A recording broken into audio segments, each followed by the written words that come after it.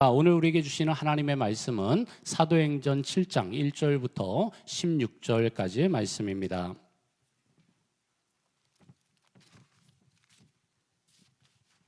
사도행전 7장 1절부터 16절까지의 말씀을 한 절씩 교독하겠습니다. 대제사장이 이르되 이것이 사실이냐? 스데반이 이르되 여러분 부용들이여 들으소서. 우리 조상 아브라함이 하란에 있기 전 메소포타미아에 있을 때에 영광의 하나님이 그에게 보여 이르시되 내 고향과 친척을 떠나 내가 내게 보일 땅으로 가라 하시니 아브라함이 갈대아 사람의 땅을 떠나 하란에 거하다가 그의 아버지가 죽음에 하나님이 그를 거기서 너희 지금 사는 이 땅으로 옮기셨느니라. 그러나 여기서 발 붙일 만한 땅도 유업으로 주지 아니하시고 다만 이 땅을 아직 자식도 없는 그와 그의 후손에게 소유로 주신다고 약속하셨으며 하나님이 또 이같이 말씀하시되 그 후손이 다른 땅에서 나그네가 되리니 그 땅 사람들이 종으로 삼아 400년 동안을 괴롭게 하리라 하시고 또 이르시되 종 삼는 나라를 내가 심판하리니 그 후에 그들이 나와서 이곳에서 나를 섬기리라 하시고 할례의 언약을 아브라함에게 주셨더니 그가 이삭을 낳아 여드레 만에 할례를 행하고 이삭이 야곱을 야곱이 우리 12 조상을 낳으니라. 여러 조상이 요셉을 시기하여 애굽에 팔았더니 하나님이 그와 함께 계셔 그 모든 환난에서 건져내사 애굽 왕 바로 앞에서 은총과 지혜를 주시매 바로가 그를 애굽과 자기 온 집의 통치자로 세웠느니라. 그때 애굽과 가나안 온 땅에 흉년이 들어 큰 환난이 있을새 우리 조상들이 양식이 없는지라. 야곱이 애굽에 곡식이 있다는 말을 듣고 먼저 우리 조상들을 보내고 또 재차 보내매 요셉이 자기 형제들에게 알려지게 되고 또 요셉의 친족이 바로에게 드러나게 되니라. 요셉이 사람을 보내어 그의 아버지 야곱과 온 친족 75사람을 청하였더니 야곱이 애굽으로 내려가 자기와 우리 조상들이 거기서 죽고 세겜으로 옮겨져 아브라함이 세겜 하몰의 자손에게서 은으로 값주고 산 무덤에 장사되니라. 아멘.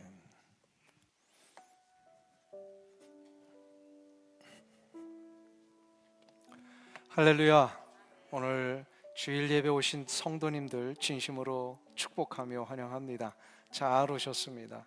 오늘 저녁 6시에는 그동안 광고했듯이 1부, 2부 찬양대가 연합으로 하나님 앞에 찬양을 올리는 귀한 시간입니다. 이 가을에 영혼으로의 초대 두 번째 시간입니다. 이 자리에는 우리가 작정하며 기도했던 많은 예수를 믿지 않는 자들, 또 신앙생활하다가 낙심돼서 신앙의 길을 중단한 모든 사람들을 다 초대하는 시간입니다. 그렇다고 뭐 예수 잘 믿는 사람들 오지 말라는 얘기가 아니고요, 다 초대하시는 거예요. 동산 식구들, 또 선교회 식구들 다 초대하시고요, 그 다음에 우리 주변에 저분에게는 하나님의 은혜가 좀 임하셨으면 좋겠습니다 하는 그런 대상자들이 있다면 좀 이번 기회에 다 초대하셔서 찬양의 자리에 우리 찬양을 올리는 찬양대와 함께 우리의 마음을 올려드리면 하나님 그 찬양 받으실 때 그 현장에 은혜를 베푸십니다. 그래서 생명의 역사가 시작이 됩니다. 그래서 저들의 마음이 회복이 되고 또 치유가 일어나고 또 하나님이 부어주신 놀라운 복을 누리는 시간입니다. 그래서 이번에 저녁에 우리 다들 오셔서 우리 아름답고 복된 찬양의 이 시간에 하나님 앞에 여러분들 영광을 올리시고 동참하시기를 바라고요. 4시 30분부터 우리 봉사위원회에서 귀한 저녁 식사를 준비한다고 합니다. 그러니까 미리 오시는 분들은 식사 일찍 하시고요, 좀 늦게 오셔도 다 식사가 준비되어 있으니까 오셔서 6시까지 식사를 마치시고 이 자리에 앉아서 우리 함께 찬양으로 하나님 앞에 영광을 올려드리는 그런 시간이 되셨으면 좋겠습니다. 다 오실 거죠? 찬양대만 오시면 안 되고요, 여기 앉아 계신 분들 오늘 같은 날은 이렇게 스케줄 다 취소하고 이렇게 좀 모여가지고 함께 한 마음으로 하나님 앞에 찬양을 올리는 시간입니다. 그러니까 다 오실 줄로 믿습니다. 얘가 나올 때까지 계속 광고해야 될 것 같아요. 다 오셔요. 굉장히 스페셜 게스트들도 초대를 하셨대요. 그래서 이렇게 프로페셔널한 이런 성악가들 또 악기를 연주하시는 분들까지 다 초대하셔서 이번에 하나님 앞에 합주를 올려드리는 것이니까 우리 함께 귀한 마음으로 동참해 주시기를 바랍니다. 우리 서로를 향하여서 한번 축복의 인사 나누실 때 앞뒤 좌우에 계신 분들하고 축복합니다, 사랑합니다. 예. 저녁 6시에 만나겠습니다. 우리 한번 인사해 주세요. 예. 예. 우리 다 같이 저녁 6시에 만나겠습니다. 예. 예. 하여튼 저 뒤에 따라 하실 때까지 그냥 오늘 설교 내내 이거 얘기할 거예요. 그냥 저녁 6시에 만납시다. 그래서 우리 다 한 마음으로 이렇게 찬양에 동참해 주시기를 간절히 부탁을 드립니다.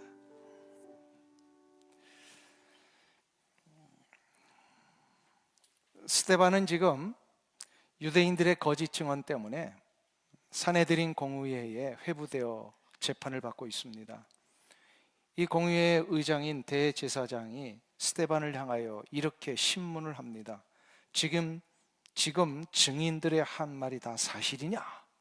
따져 묻는 겁니다. 증인들이 무슨 말로 거짓 증언을 했죠? 지난 시간에 살펴본 대로 사도행전 6장 13절에 의하면 스데반이 거룩한 곳과 율법, 곧 성전과 율법을 모독했다. 이러한 이상한 죄목으로 이 왜곡을 시켜가지고 스데반을 지금 재판에 회부한 것입니다. 이에 대해 스데반은 직접적인 대답으로 자신을 항변한 것이 아니라 오히려 복음의 핵심을 역사적으로 서술하면서 진짜 스데반이 저들에게 깨우쳐주고 싶은 설교를 지금 하기를 시작을 합니다. 그것이 유명한 스데반의 순교를 각오한 설교입니다. 스데반의 순교를 각오한 설교는 제가 붙인 제목입니다. 아무리 봐도 이거는 자신이 죽게 될 것을 알매도 불구하고 아주 당당하게 이 설교를 하나님 앞에서 저들에게 선언을 하고 있더라는 겁니다. 같은 설교자로서 참 이 설교를 들으면서 굉장히 좀 떨리는 마음이 있었습니다. 나는 과연 이런 설교를 할 수 있는 자인가? 이 설교 끝나면 죽는 거를 아는데 과연 그 설교를 할 수 있는가? 굉장히 떨리고 두렵습니다. 그만큼 이 스데반은 자신의 일생일 때에 딱 한 번 주어진 설교의 기회를 순교의 각오를 가지고 설교를 하고 있더라는 겁니다. 이 순교를 각오한 설교의 핵심은 복음에 대한 구원사적인 선언이었습니다. 그러기 위해서 아브라함의 이야기를 제일 먼저 선택을 하는데요, 이 설교 속에 스데반은 아브라함이 믿은 하나님이 누구이신지를 가르쳐 준 겁니다. 그게 무슨 얘기냐면 유대인들이 하나님 믿는다고 하면서도 당신들 하나님 제대로 알지 못하고 믿는 거야, 지금 이거 지적을 하는 겁니다. 그러면서 아브라함이 진짜로 믿은 하나님이 누구이신지를 가르쳐 주므로 저들의 잘못을 일깨울 뿐만 아니라 우리 주 예수 그리스도의 놀라우신 복음의 핵심을 지금 전달하고자 하는 것입니다. 아브라함의 하나님은 과연 누구이신가? 스데반의 설교에 의하면 크게 세 가지로 나눠질 수가 있습니다. 첫 번째로 아브라함의 하나님은 영광의 하나님이셨습니다. 아브라함의 하나님은 지금도 우리에게 영광의 하나님이십니다. 2절을 한번 보실까요? 거기 보시면 이렇게 스데반이 선언합니다. 같이 한 목소리로 봉독합니다. 스데반이 이르되 여러분 부형들이여 들으소서. 우리 조상 아브라함이 하란에 있기 전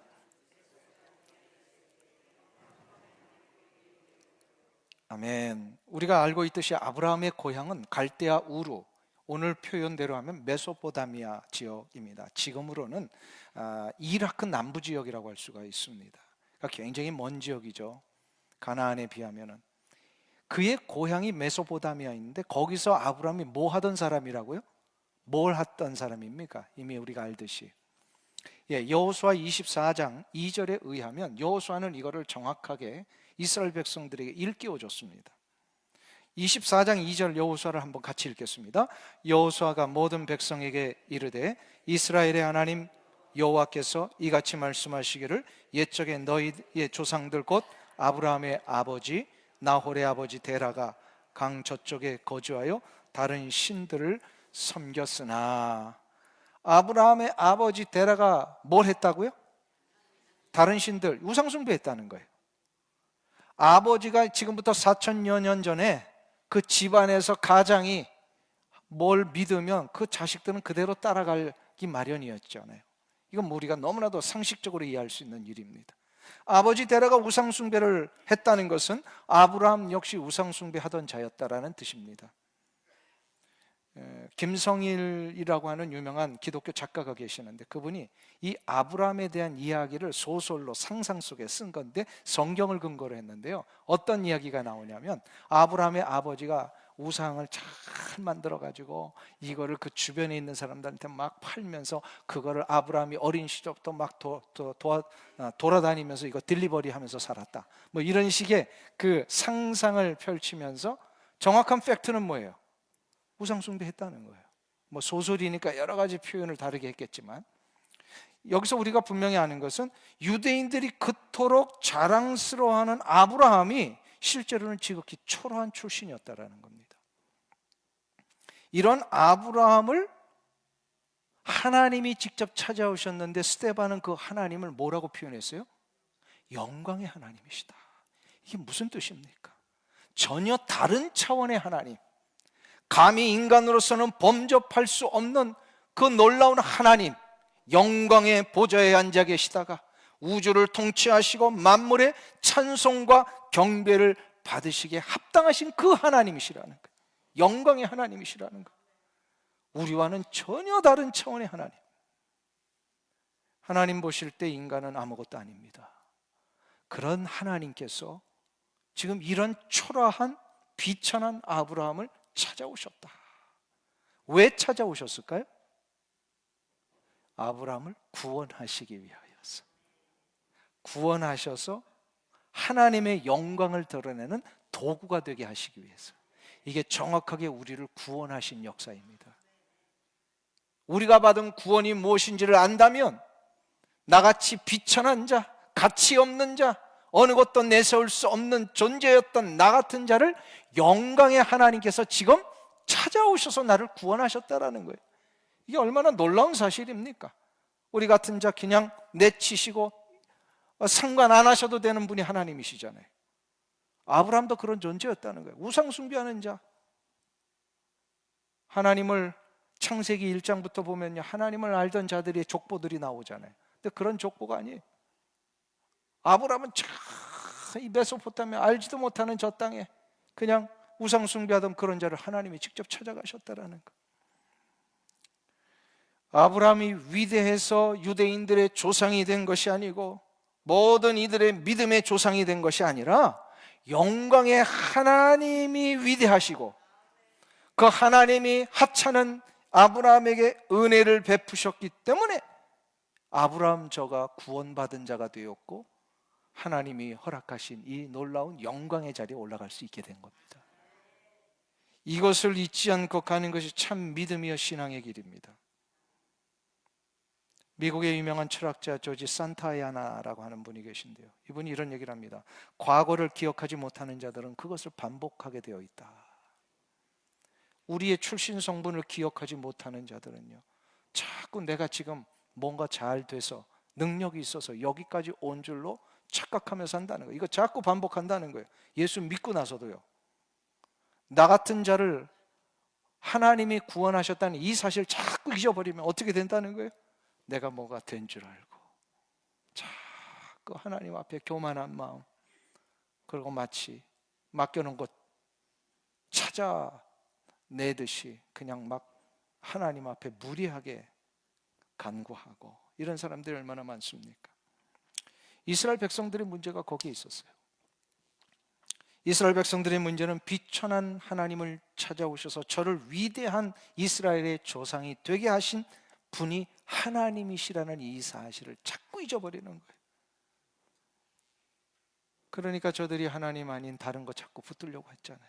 이스라엘 역사에서 보면 저들은 하나님의 위대하심에 집중했어야 되는데 아브라함에게만 집중을 했습니다. 아브라함의 위대함에만 집중을 했어요. 하나님의 영광을 바라보지 못했던 겁니다. 스데반이 지금 설교 속에서 이걸 가르쳐주고 있습니다. 위대하심은 하나님에게 있으십니다. 믿으십니까? 아브라함이 아닙니다. 아브라함은 모델이고 믿음의 조상인 건 맞지만 그를 위대하게 하신 하나님을 우리가 바라볼 수 있어야 합니다. 그래서 우리 믿으면 아브라함을 믿는 믿음이 아니잖아요. 여러분들 아브라함 믿으십니까? 아니죠. 근데 유대인들은 지금요 거의 수준이 아브라함을 믿는 수준이었다라는 거예요. 지금 우리가 믿어야 할 진정한 대상은 영원하신 하나님, 영광의 하나님 한 분뿐이십니다. 하나님은 역사의 주관자이시고 우리의 주인이 되십니다. 이것을 잊지 않고 살아야 돼요. 우리가 구원을 받은 것은 내 능력이나 내 자격 때문이 아니라는 이 사실을 인정해야 돼요. 나같이 비천한 자를 영광의 하나님이 찾아오셨기 때문에 내가 구원받았고 내가 영화로운 자가 된 것입니다. 믿으세요? 네. 그러니까 우리 뽐낼 필요 없어요. 뽐낼 거 없어요. 우리끼리 이렇게 좀 뭐가 잘났고 권사님 맞습니다. 그런 거를 속된 말로 뭐라 그래요?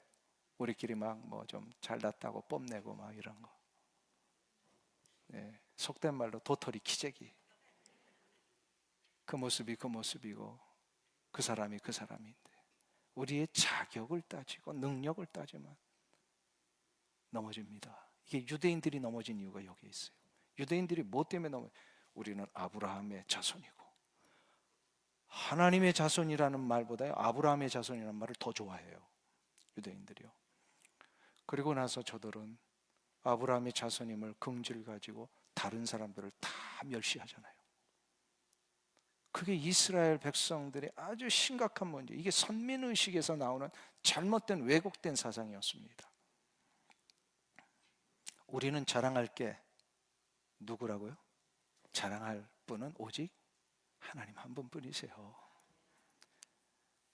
프랑스 루브르 박물관에 가면 현존하는 최고의 미술품 중에 하나라고 불리는 모나리자 그림이 있습니다. 한 번쯤 다 보셨죠? 예. 아니 가서 보신 게 아니고 사진으로라도 어디서 좀 보셨죠? 모나리자. 예. 그러니까 실제로 이 모나리자 그림은 굉장히 작은 그림입니다. 작은 그림인데 이 모나리자를 그린 작가가 누군지 아시죠? 이 정도는? 예. 누구예요? 예. 2부 예배에 오신 성도님들은 우리 성경 외에는 잘 모르시니까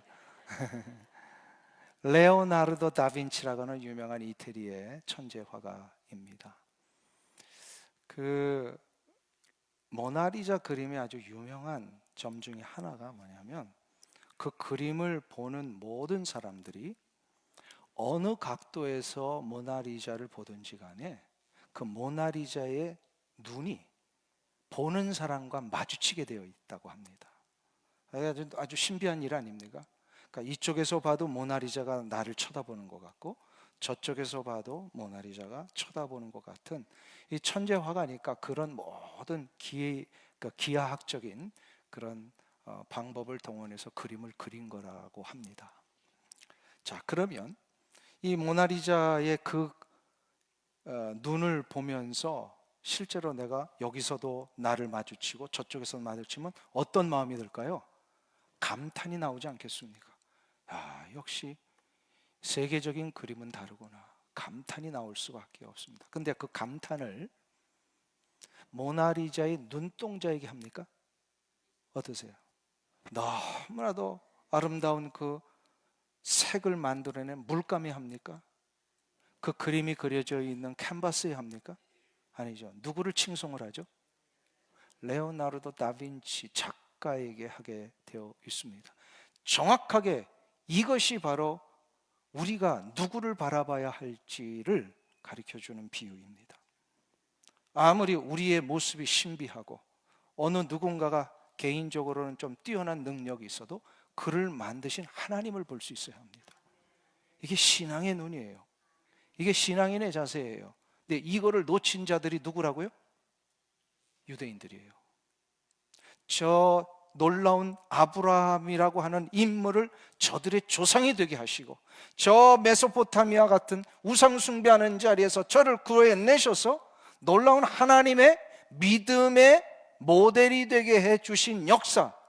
그렇기 때문에 날마다 우리는 누구를 바라봐야 된다고요? 하나님을 바라봐야 합니다. 그리고 또 한 가지 우리가 깨달아야 합니다. 뭘 깨달아야 되냐면, 나도 그렇게 하나님이 구원하셔서 어떻게 끄는지를 모르셔서 그래 지금.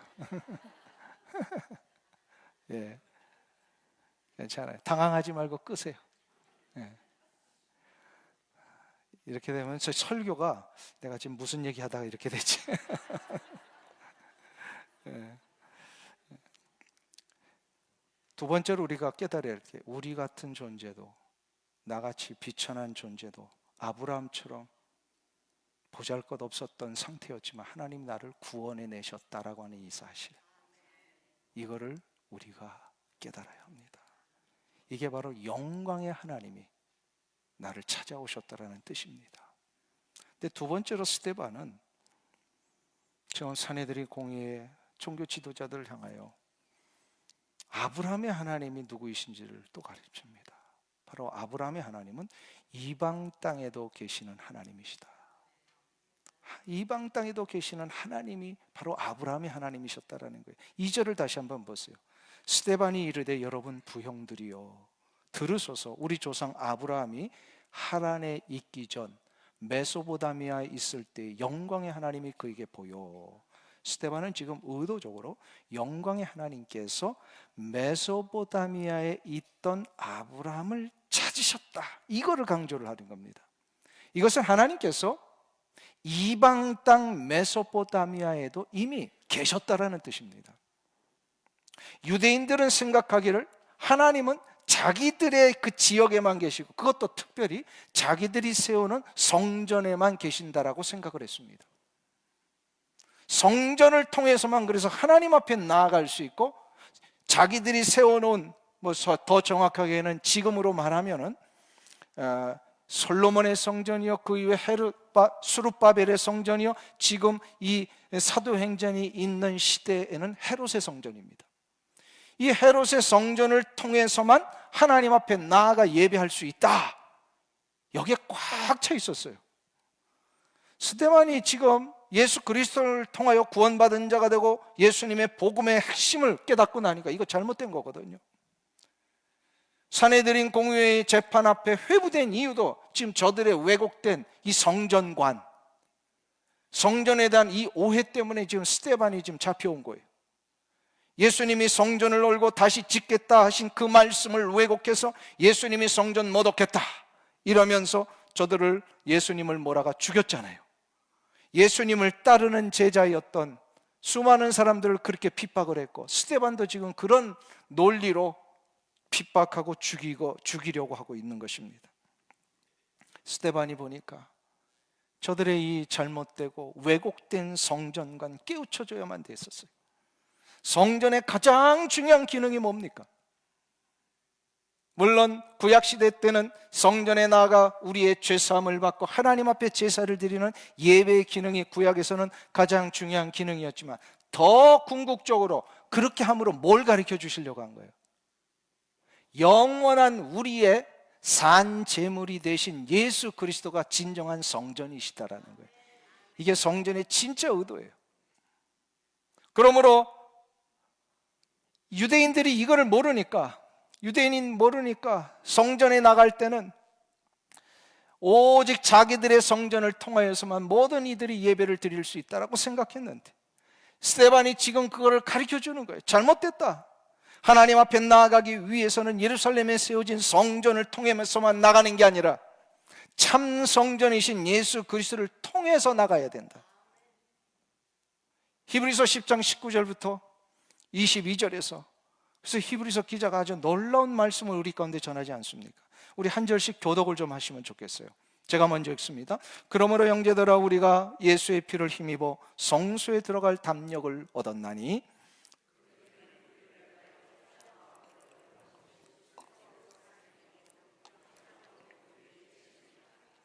또 하나님의 집 다스리는 큰 제사장이 계심에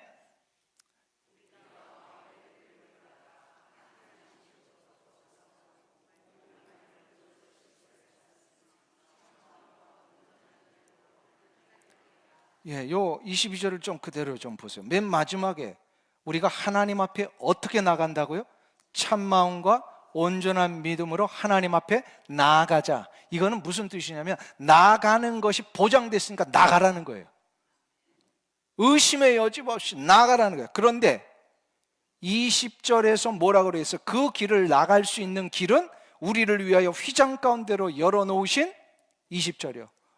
새로운 살 길이요 휘장은 곧 그의 육체니라. 그의 육체, 누구의 육체라는 거예요? 예수 그리스도의 십자가의 육체가 대속의 제물로 우리를 대신해서 바쳐지심으로 하나님 앞에 나아갈 수 있는 길을 열어주셨다는 거예요. 그래서 우리는 어떤 일이 있든지 무슨 상황이든지 참 마음과 온전한 마음으로 믿음으로 하나님 앞에 나아갈 수 있게 된 거예요. 믿으세요? 만일에 이 은혜의 역사가 없었다면 우리는 어떻게 될까요? 이 믿음의 역사가 없었다면, 이 놀라운 은혜의 역사, 주님의 육체로 하나님 앞에 나아갈 수 있는 길을 열어놓으신 이 역사 없었다면 우리 어떻게 될까요? 매 주일마다 비행기 타고 예루살렘 가야 됩니다. 예루살렘 가서 그 성전에서만 예배를 드려야 돼요. 실은 구약 때는 그랬잖아요. 그러나 신약에 와서 예수 그리스도의 십자가의 은혜로 우리가 다 어떻게 됐어요? 참 성전이신 예수 그리스도를 붙들고 우리가 처해 있는 삶의 현장에서 예배할 수 있게 된 거예요. 이게 얼마나 놀라운 축복입니까? 참 성전이신 예수 그리스도를 믿는 자는 언제나 하나님을 그래서 예배할 수 있는 자가 된 겁니다. 제사장도 이제는 필요 없어요. 왜요? 예수님이 대제사장이시니까. 예수 그리스도를 의지하는 자마다 우리가 죄속함을 받고 하나님 앞에 기쁨으로 나아갈 수 있게 된 겁니다. 이게 예배예요. 그래서 우리는 더 이상 제사라는 말을 쓰지 않습니다. 예배를 드리는 거예요. 하나님 앞에 담대히 나아갈 수 있어요. 그러니까 이게 은혜의 축복 아닙니까? 그러니 아브라함보다 우리가 더 큰 축복을 받은 자예요. 믿으세요? 다윗보다 우리가 더 큰 축복을 받은 자예요. 또 좀 구약의 유명한 인물 좀 한번 대보세요. 그 어느 누구를 구약의 인물을 대든지 간에 그들보다 우리가 더 큰 축복을 받은 자예요. 아멘. 그러니 우리가 이 자리에 모여서 하나님 앞에 예배를 드릴 수 있다는 이 사실이 얼마나 감사한 겁니까? 그렇지 않으면 맨날 우리 매주일마다 비행기 예약해가지고 예루살렘으로 가야 되는데 다 그걸 면해 주시고 우리가 처해 있는 이 예배 공동체로 각자 삶의 현장에서 이렇게 예배당에 모여서 예배 드릴 수 있게 해주신 거, 이게 얼마나 감사한 겁니까? 우리 11월만 되면은 우리는 한 해를 하나님 앞에 마감하는 요 연말을 맞이하는 시즌이잖아요. 그래서 우리가 감사의 제목들을 카운트합니다. 이런 것도 감사하고 저런 것도. 우리 보통 제일 먼저 어떤 감사가 있어요? 한번 1년 동안 나를 지켜주신 하나님의 은혜를 생각하면서 어떤 감사가 떠오르십니까? 예배를 드리게 해주신, 참 설교를 너무 잘 들으시네. 자, 뭐 건강에 대한 감사, 또 내게 먹을 것과 마실 것을 공급해 주신 그 은혜로 내가 이 경제적인 상황을 잘 감당할 수 있게 해주신 것 감사. 또 뭐 우리 애들이 뭐 우리 마음대로 되든가요. 그런데 다 하나님 지켜주셔서 정말 하나님이 원하시는 뜻대로 지금의 그 길들을 가게 해주신 것 감사. 뭐 이렇게 생각해 보면은 너무나 너무 많은 감사 있잖아요. 혹시나 그런 감사의 제목이 있으시다면요, 우리 다음 주에 우리 감사절 예물을 바치잖아요. 그때 여러분이 그냥 봉투에 물질만 넣지 마시고요, 거기에 나 1년 동안 나에게 베푸신 하나님의 그 감사의 제목들을 실어서 바칠 때 그게 진짜 감사 예물이 됩니다. 그러니까 우리 감사절에 그렇게 준비하셔야 돼요. 그냥 막 헐레벌떡 와가지고 교회에서 그냥 막 이렇게 헌금 봉투에 물질 넣지 마시고요. 한 주간 동안 기도하면서 준비하면서 하나님 내게 베풀어 주신 이 감사의 제목을 부족하지만 예물에 담아서 올립니다. 그게 진짜 하나님 기뻐하시는 감사의 제목이에요. 혹시 감사 중에 이런 감사를 해보신 적 있으세요? 침을 삼킬 수 있는 것 감사. 지난 10월 첫째 주에 우리 부흥회 강사 오신 김진영 선교사님 사모님, 김은경 선교사님 16년 전에 뭐 얘기 다 들으셨잖아요. 식도암으로 기적이랍니다. 식도암 발병되고 나서 이렇게 16년간 생존하실 수 있었던 걸 의사들이 다 놀란대요. 그런 예가 없는데. 근데 이제 그런 수술을 하고 이제 암을 떼어내고 이러는 과정 속에 식도에 이제 구멍이 생긴 거예요. 그거를 다시 봉합하고 또 이 위산 때문에 그게 또 녹아가지고 구멍이 또 이걸 계속 반복을 하신 거예요. 근데 지금도 이제 구멍이 있는데 제가 몇 달 전에 그 선교사님 댁을 신방을 갔어요. 가지고 억지로 이렇게 좀 앉아 계시는 그 김은경 선교사님에게 기도 제목을 물어봤어요. 어떤 거 기도해 드릴까요? 그러니까 침을 좀 삼키고 싶대요. 알고 봤더니 식도에 구멍이 있으니까 그러니까 침조차도 삼키면은 그 구멍으로 들어가 가지고 이게 폐로 막 이게 들어가면 폐렴이 된다는 거예요. 굉장히 힘든 거예요. 그래서 침도 못 삼키니까 마르잖아요. 그럼 물로 이렇게 헹궈 가지고 이거를 뱉어내고 하루 종일 그렇게 하시는. 음식은 뭐 먹을 수도 없으니까 튜브로 이렇게 피딩을 하고 계세요. 장에다가 연결을 시켜 주셔서 제가 그 선교사님의 기도 제목을 들으면서 침을 삼킬 수 있는 게 감사구나. 지금 다 꿀꺽꿀꺽 지금 삼키고 계시잖아요. 그럴 때마다 우리는 감사합니다. 감사합니다.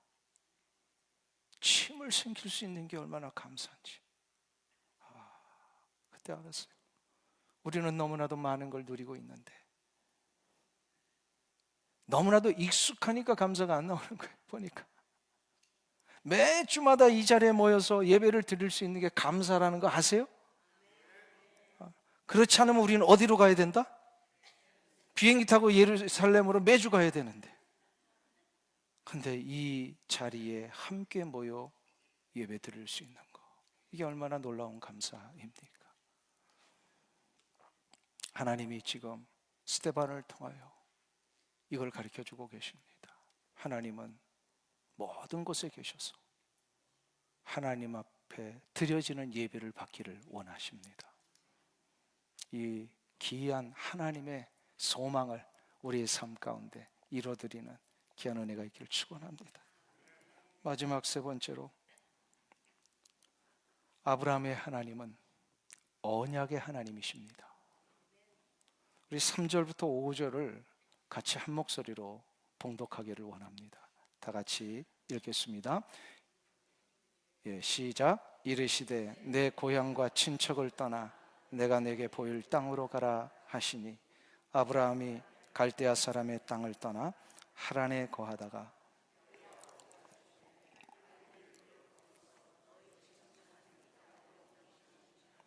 그러나 여기서 발붙일 만한 땅도 유업으로 주지 아니하시고 다만 이 땅을 아직 자식도 없는 그와 그의 후손에게 소유로 주신다고 약속하셨으며 아브라함은 하나님이 찾아오셔서 떠나라고 명령을 내리십니다.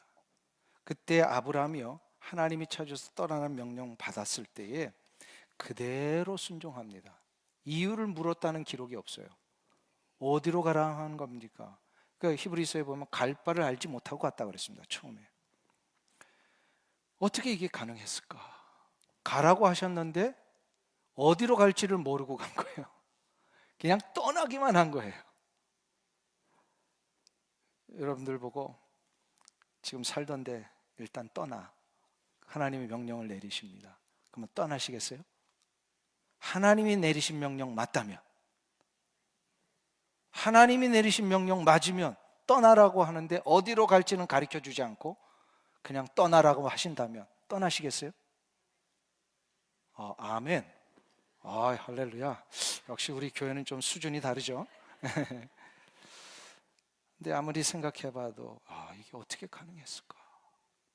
아브라함은 갈 바를 알지 못하고 그냥 하나님 한 발자국 한 발자국 그냥 따라간 거예요. 이것은 하나님께서 주신 약속이 확실하다는 것을 믿었기 때문에 그렇습니다. 믿음은 보이지 않는 것을 영적인 눈으로 바라보고 붙드는 것을 얘기를 합니다. 믿음의 눈으로 바라보고 붙드는 자를, 그래서 하나님은 나의 백성이다, 언약의 백성이다, 이렇게 선언을 해주셨어요. 언약이라고 하는 말은 상대방과, 그러니까 자신이 동등할 때 이렇게 체결하는 약속을 얘기를 하잖아요. 그런데 인간에게 하나님이 이 언약 백성이라고 하는 단어를 사용을 하신 거예요. 히브리어로 베리트라고 하는 이 단어는요, 빵을 함께 먹는 사이, 이런 뜻이에요. 이게 언약을 뜻하는 히브리어가 베리트인데 빵을 함께 먹는 사이가 되는 거예요. 우리가 하나님과 무슨 사이가 됐다고요? 아브라함도 그렇지만 모든 하나님의 자녀들이 언약 백성이 된 건데 우리가 하나님과 빵을 함께 먹을 수 있는 그런 상대가 된 거예요. 이게 무슨 얘기냐면 하나님의 인도하심과 보호하심 속에 하나님의 가족이 된 거예요. 가족이, 식구가 됐다는 거예요. 같이 먹는 사이라는 거예요. 식구, 먹을 식자에 입구자를 쓰잖아요. 같이 먹는 사이가 식구입니다. 하나님과 우리가 한 식구가 됐습니다. 하나님께서 인간을 향하여 언약을 맺으신 이유가 뭘까요? 그건 단순히 그냥 계약 상대로 여기시기 위함이 아니라 우리를 하나님의 언약 공동체원으로 삼으셔서 언제나 우리를 하나님의 인격적인 교제의 대상으로 여기시려고, 인격적인 교제를 하시려고. 이게 얼마나 놀라운 축복일까요? 혹시 대통령이 여러분을 개인적으로 불러서 그냥 그 나라 일 이런 거 다 내려놓고 인간적으로 대화 좀 하십시다 하면은 여러분들 가실 거예요, 안 가실 거예요? 뭐 부를 일도 없겠지만 만일에 그런다면 한번 가정은 해볼 수 있잖아요. 저 같으면 두 발 안고 달려갑니다. 어때, 나 같은 사람이 대통령이 부르셔가지고 나를 좀 개인적으로 좀 대화를 해보고 싶다 이러면 나 달려가는 거예요. 달려가는 거예요. 이건 놀라운 축복 아닙니까? 대통령이 불러도 이런 인격적인 교제의 대상이라는 게 영광스러운데, 하물며 하나님께서 우리 같은 존재를 언약의 백성 삼으셔서 인격적으로 교제하기를 원하는, 독대하고 싶은 상대로 삼으셨다. 놀라운 축복입니다. 대통령과 독대하는 사이는 뭐죠? 신뢰하는 사이, 믿을 수 있는 사이입니다. 우리 교회도 그런 독대하던 분이 한 분 계셨어요. 대통령과 한국에서. 그분 얘기 들어보니까 대통령과 독대를 하고 나오면 사람들이 줄줄줄 따라온대요. 도대체 무슨 말씀 하셨냐고. 대통령과의 독대를 해도 이 정도인데 하나님과 우리가 독대할 수 있는 자가 되었다. 얼마나 놀라운 축복입니까? 이렇게 하나님을 독대하며 인격적인 교제를 할 수 있는 상대가 되는 자들에게는 놀라운 축복이 하나 보장이 됩니다. 바로 생명의 역사를 일으킬 수 있도록 하나님이 약속하셨습니다. 창세기 12장에 의하면 하나님께서 아브라함을 갈대 우르에서 부르신 후에 중간에 하란에 멈추게 되죠. 그래서 아버지 데라가 죽고 하란에서 다시금 아브라함을 그 아내와 함께 가나안으로 불러내실 때에 그때 놀라운 약속을 하나 주십니다. 창세기 12장 2절과 3절에 의하면 우리는 유명한 말씀입니다. 같이 한 목소리 읽겠습니다. 내가 너로 큰 민족을 이루고 내게 복을 주어 내 이름을 창대하게 하리니 너는 복이 될지라. 너를 축복하는 자에게는 내가 복을 내리고 너를 저주하는 자에게는 내가 저주하리니 땅의 모든 족속이 너로 말미암아 복을 얻을 것이라 하신지라. 아멘. 이 구절을 우리는 흔히 복의 근원이 되는 축복의 약속이다, 이렇게 이제 알고 있잖아요. 이것은 1차적으로 아브라함에게 주신 약속임에 틀림없지만 궁극적으로는 하나님의 모든 자녀에게 주시는 약속이기도 합니다. 근데 유대인들은 이걸 깨닫지 못했던 거예요. 자기들에게만 주신 약속이라고 생각을 했어요. 이건 모든 이방인들에게도 하나님을 믿고 예수 그리스도 안에서 거듭난 자들이라면 이 약속을 다 보장하신 거예요. 스데반이 설교를 통해 이거 가르쳐 준 거예요. 아브라함은 하나님의 놀라운 은혜 가운데 그 하나님이 저에게 보장해 놓으신 이 놀라운 언약, 곧 복의 근원이 되는 이 축복을 아브라함에게 주신 것이 뿐만 아니라 우리 모두에게 주신 것입니다. 믿으십니까? 그래서 우리가 가는 곳마다 우리를 축복하는 자에게 하나님이 저에게도 축복하시고 우리를 저주하는 자에게 하나님이 저를 저주하시겠다는 이 약속, 그러니까 우리가 가는 곳마다 어떤 일이 일어날까요? 복이 흘러가게 되어 있습니다. 나 때문에 모든 이들이 윤택함을 얻고 생명의 역사를 얻고, 이게 어떻게 가능하다고요? 내 안에 성전 되신 예수 그리스도가 계시기 때문에.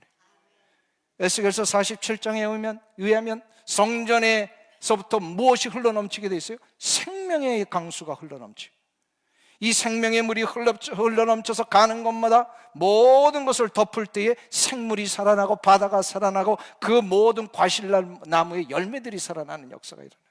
할렐루야. 그러니까 예수 그리스도 안에서 거듭나 하나님과 독대하는 이 놀라운 언약 백성의 축복을 받은 자, 뭐가 일어난다고요? 생명수가 흘러넘치게 돼 있어요.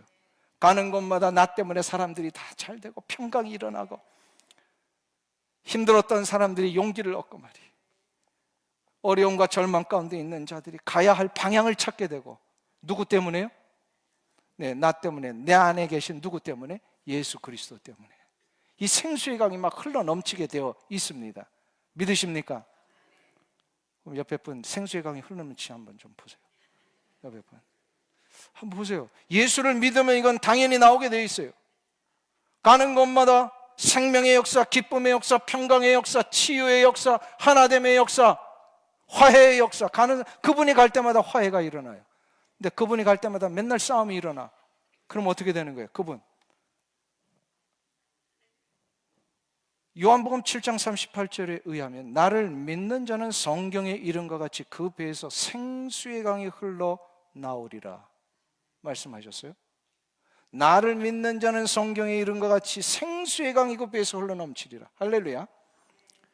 가는 곳마다 생수의 강은 하나 되게 하는 것이고 평강이고 생명의 역사를 일으키고 사람들을 용기를 주고 소망을 갖게 해주고, 근데 그 사람만 오면 다들 울상이 되고, 그 사람이 오면 우리는 자꾸 이렇게 분위기가 험악해지고 맨날 싸움이 일어나고, 그럼 그 사람은 예수 믿는 사람이에요, 안 믿는 사람이에요? 그 안에 예수님이 있어요, 없어요? 대답할 때까지. 그 사람 예수 믿는 사람이에요, 안 믿는 사람이에요? 자기는 예수 믿는다고 하지만 정확하게 점검해야 돼요. 생수의 강이 흘러넘치지 않는데 어떻게 예수 믿는 사람이라고 할 수 있습니까? 사랑하는 성도님 여러분, 우리는 예수 그리스도를 통하여 이미 구원받은 자가 됐을 뿐만 아니라 내 안에 계시는 예수님, 성전 되신 예수님 때문에 생수의 강이 흘러넘치는 자가 된 겁니다. 믿으십니까? 이것이 언약 백성에게 주시는 축복이에요. 사랑하는 성도님 여러분, 여러분은 언약 백성이 되신 줄로 믿습니다. 그렇다면 여러분들은 분명히 여러분의 가정에서 생수의 강이 흘러넘치고, 가정에서 또 일터에서 여러분이 속한 곳에서 생수의 강이 흘러넘치게 될 것을 믿습니다. 그렇다면 여러분 때문에 가정이 살게 돼 있어요. 여러분 때문에 일터가 살고, 여러분 때문에 교회가 살고, 여러분 때문에 모든 삶의 현장들이 사는 이 놀라운 축복의 역사를 경험하며 나아가시기를 간절히 주의 이름으로 축원합니다. 기도하겠습니다. 나를 믿는 자는 성경의 이름과 같이 그 배에서 생수의 강이 흘러나오리라. 하나님, 이 말씀은 우리에게 주시는 축복이며 약속인 줄로 믿습니다. 언약의 하나님이 보장하신 이 축복을 우리의 가정에서, 우리의 일터에서, 우리의 삶의 현장에서 흘러가게 함으로 가정이 살고 일터가 살고 자녀들이 살고 우리의 삶의 현장이 다시 살아나는 이 귀한 역사가 일어나게 하여 주시옵소서. 예수님의 이름으로 기도하옵나이다. 아멘.